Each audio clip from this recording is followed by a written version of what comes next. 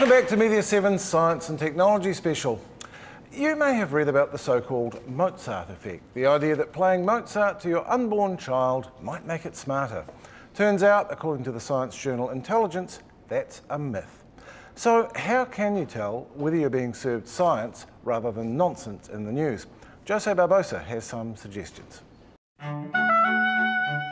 This is my friend Matthew Dentith. Hello, Jose. Matthew is a philosopher and teaches critical thinking at the Auckland University. Now, I've asked Matthew to put together a critical thinker's toolkit to give you guys at home some tips on how to assess science reporting in the media.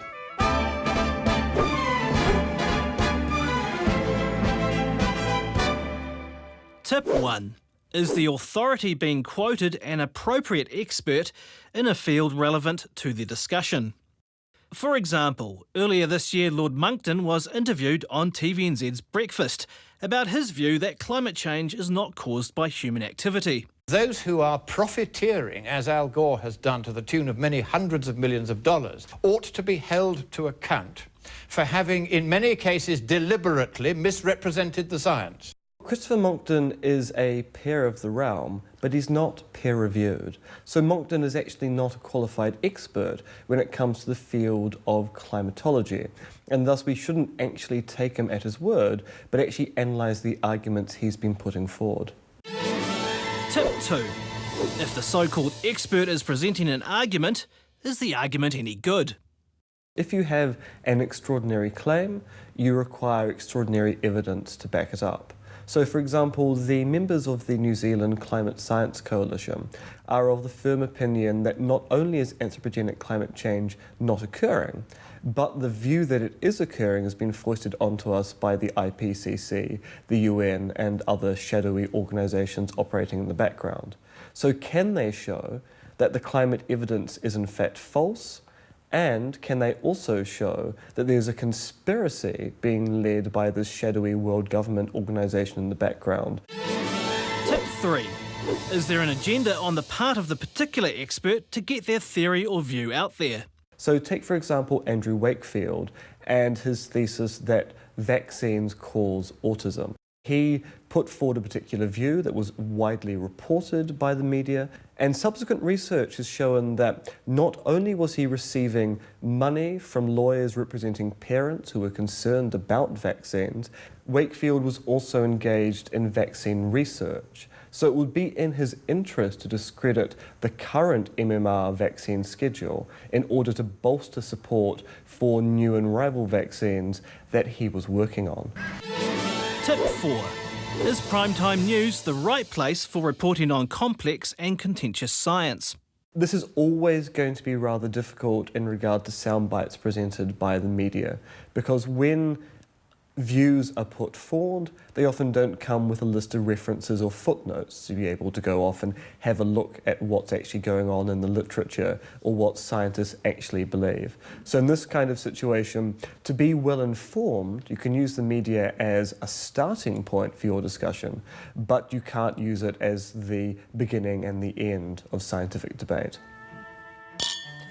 So those are just a few questions you can ask yourself while watching science being reported on the news. But perhaps the best tip is to simply keep yourself informed. And with that, we'd both like to wish you happy critical thinking.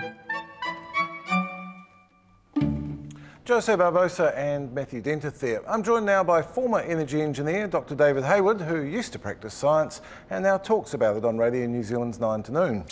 And former Young Scientist of the Year, Dr. Rebecca McLeod of the University of Otago. Hi. Welcome to you as well.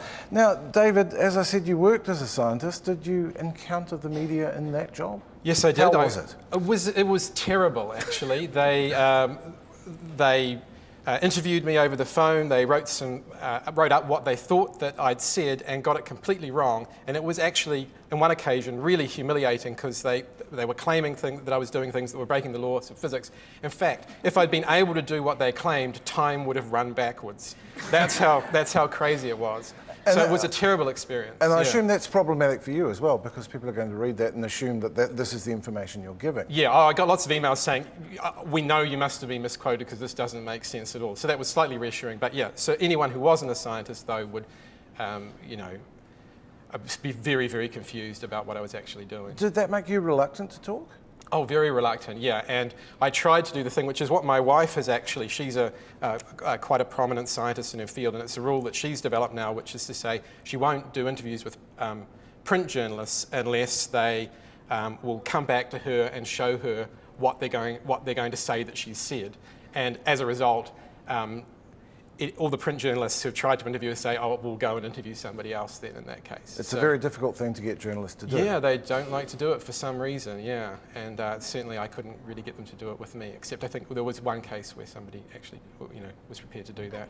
I think they have this fear that we're going to get hold of their story and just boringify it, make it all accurate and precise and boring. I think or it's just a time thing. Well, certainly the wild flights of fancy that some of the journalists who interviewed me, I mean, that certainly wasn't boring. I mean, there was a lot of humour value in it, but yeah, God knows, I don't know what goes through their head, panic.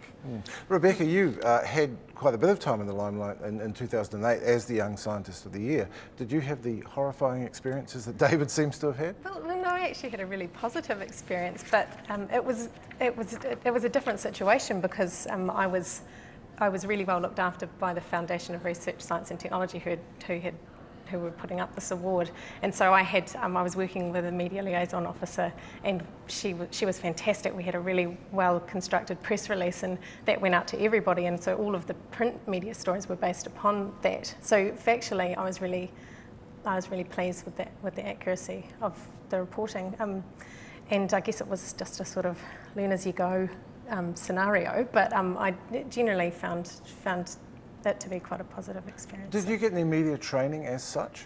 Well, no, because it all happened so quickly. I had Catherine Edmond there to help me, and it was great because I could go to her and say, well, what's the angle and what am I going to be asked? And so I sort of had someone doing the groundwork there and sort of guiding me through what to expect.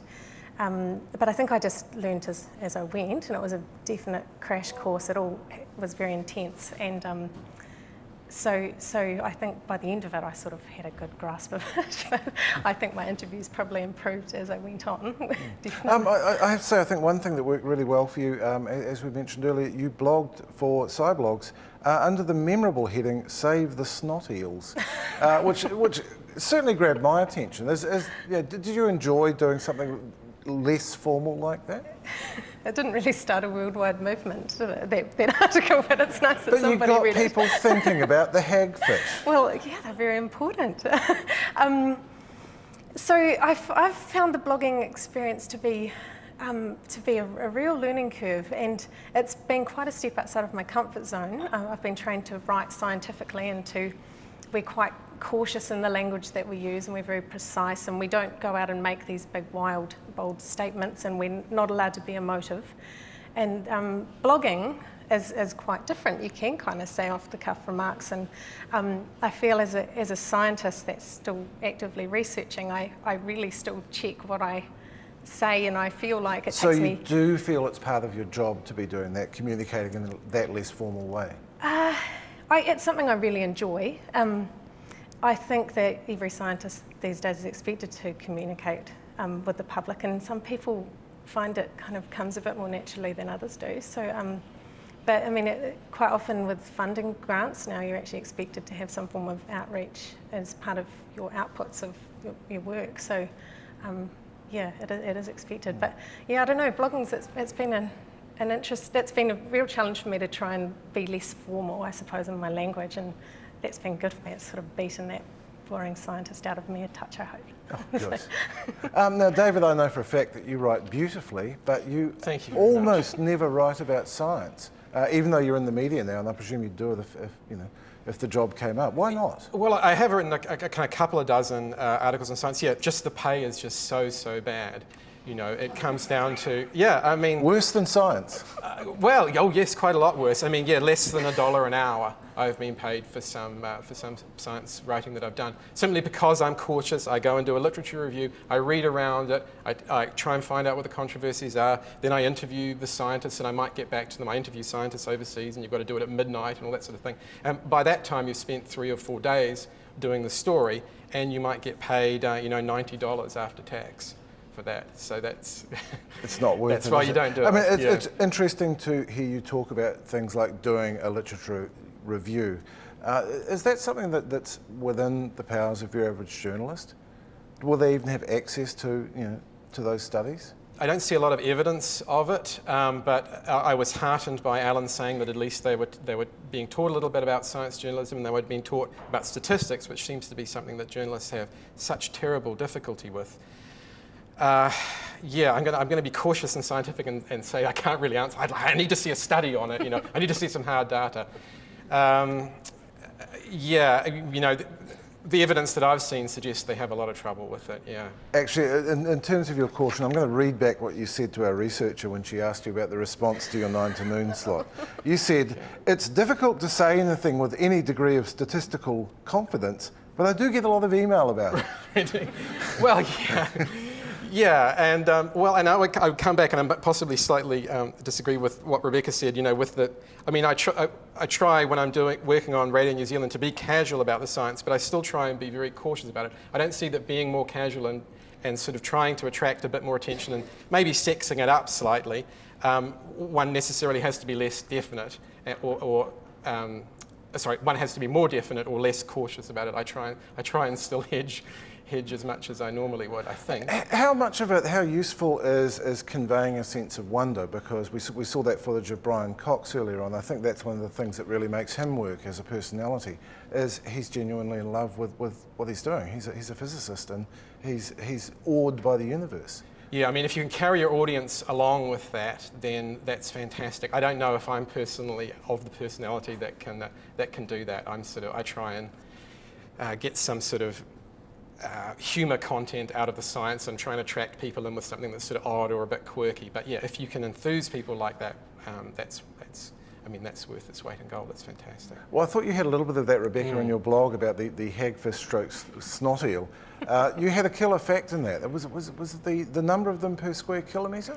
Oh, I won't be able to recall that exactly off the top of my head, but yeah, they're incredibly abundant down on the seafloor. But they're down so deep, and they're such disgusting creatures that no one really cares about saving them, unfortunately. But so they're really at risk of being depleted worldwide. These fisheries have crashed worldwide wherever they've started up for hagfish, and there's a new fishery just started up around New Zealand, and we're really concerned because it's not very regulated, and we're a bit worried we're going to see history repeating itself here. So perhaps it needs a T-shirt.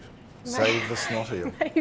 Maybe we could make it out of snot eel skin or something, slime, and just to get You're the really point genuinely across. enthusiastic. I mean, it's coming across really well. I admire that. I wish I could. I'll have to introduce you to one. You'll see what I'm. David, I said at the top of the show about the kind of public decisions that we have to make. I came across some research in the course of preparing for this show about the growth in New Zealand's energy use between the mid-90s and the mid-2000s, which A, was prodigious, but what stunned me, and I presume it won't surprise you at all, was that more than half of that growth was from households, and the biggest component of households' energy use growth was petrol and diesel. This is something we need to know, isn't it? Yeah, I have written about it, and yeah, it's something that, I mean, we're in a bit of a bad position with that because action wasn't taken 15 years ago when it became obvious that oil prices were on the way up and going to probably continue to be that way. And yeah, it's a terrible tragedy that we're stuck with a vehicle fleet that we've got, which has got, I think, a fuel efficiency, the average fuel efficiency about 9.5 litres per 100 kilometres, and new cars are available that are about half that. And and that's one of the things that I guess we need to be, and I've corresponded with Jerry Brownlee on this even, Jerry, I've got something I'd like to tell you. And, that's something, we don't need to be driving any fewer kilometres, we just need to get more fuel efficient cars, just as the fleet is gradually replaced and as new cars are bought. And we'll save not only, just straight from the carbon emissions point of view, but also because that energy has to be imported, so it will improve our balance of trade, and also because we're not spending that money on oil, the economy will have more money to spend on other things, hopefully more productive things than oil. So it's an important issue, but it's very, very hard to get across, and people immediately reacted, "You're trying to stop me driving my Hummer, I'm really upset."